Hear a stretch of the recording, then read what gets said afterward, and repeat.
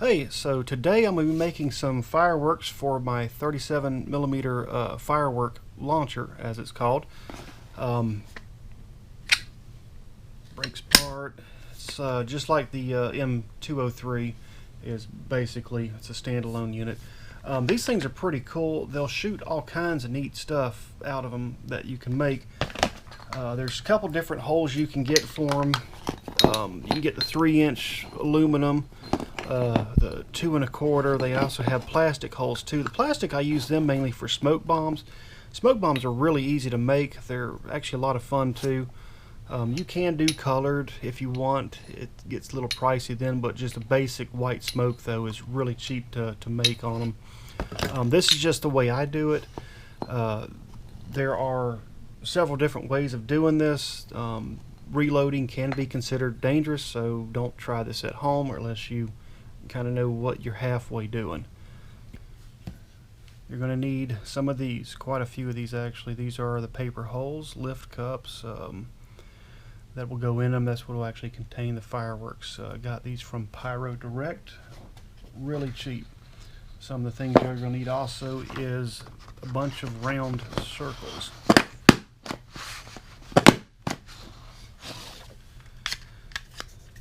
Little stamp here. I got that from Michael's. It's starting to get old and wore out at this point, but I've used it quite a bit. Got our circles. These little flashlights that Harbor Freight gives away for free are really good for this right here too. They're just fit perfectly for it. Press the paper down in there. Back it down to about like that right there. And it's ready. Hot glue time.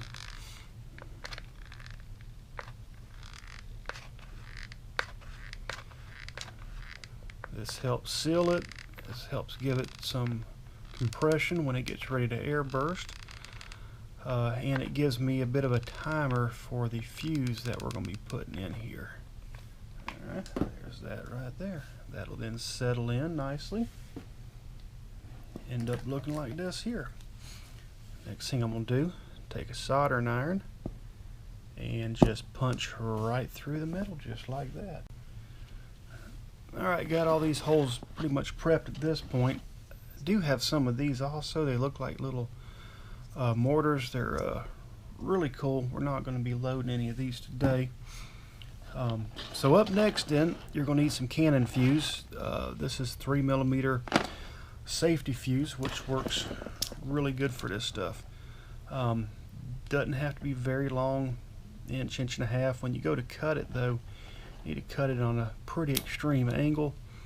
That gives you a lot of surface area for it to ignite later on when it's ready to shoot them. So we're going to cut off several of these and pop them in there.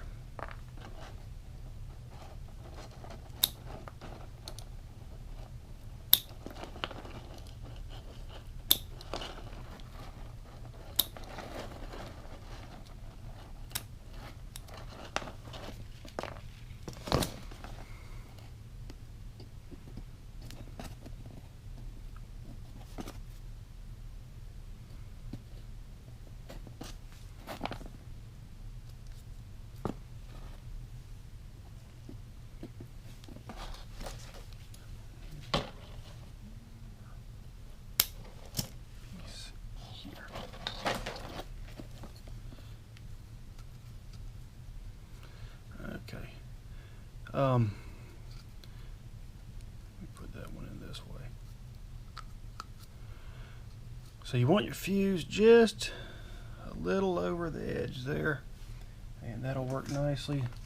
Just a little dab of glue in there, just to kind of hold it in place.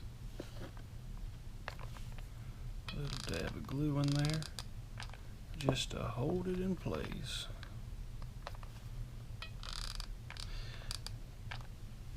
You want that fuse sticking out just a hair bit, because that's actually going to lay right against the primer in the shell casing itself.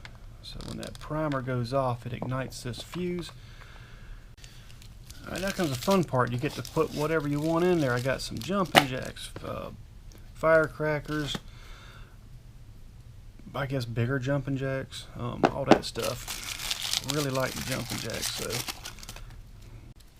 I'll do just a small mixture of some jumping jacks and just regular firecrackers in here. I tell you what, I used to love these jumping jacks when we were younger. We would have them in a slingshot and we would light them off and launch them up in the air, and you never knew which way they were going to go. But man, they were a lot of fun though. These firework launchers are really neat too, because you can make tons of stuff for them. Smoke grenades, just different fireworks. I made some for marking trees one time. I had about 2 meters of flagging tape rolled up in there and would air burst at a couple 100 feet up, and of course blow into limbs and get hung up. So that was kind of a neat one. And put our paper cap on and our flashlight and press that in. This is black powder, so you don't want to really beat on it a whole lot. It can be sensitive to shock, heat, all kinds of stuff. So this is one of those things you got to be careful doing. Okay, now we're going to prep the casings.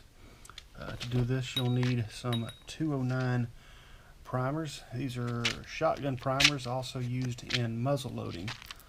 Also, you can get them all over the place. Walmart even carries them. For these casings here, they're real simple. You're going to need a piece of paper towel or something. This kind of gives it some friction to lock it in. You just push it in and tear the paper right off, and that is done.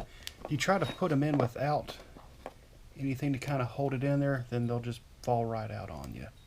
So got to have a little piece of paper there. Pop it on and ready to go. We're going to be using more of the GoX 2F. I'm going to be using 55 grains measured out with one of these, which is for black powder rifles. Pour some in, let it fall out. That little cup that we made on it earlier, we're putting together. You'll see how that just beautifully stays right in there. There's a little bevel inside the case on the very bottom that this thing will actually seat in, create a nice seal. So it goes on upside down. Slowly just kind of push it in, and you'll feel it kind of just lock in there when it clicks in, and boom, you're done. Alright, now we've got all the pyrotechnics into the case, we're going to give it a final seal. This will help give it a little bit of compression to it, which will cause it to make flight a lot easier. So I'm just putting a small bead of hot glue between the casing and the hole, kind of glue it in there is all I'm doing. And another neat thing that I'll do with these too, I got these caps here. These are actually from just milk jugs, little pop caps. But I tell you what, they fit on here perfectly and are a perfect little cap for the end of these things. Great thing to save. So let's test one of these out. Slide it open, put the round in, close it. We're going to cock the thing.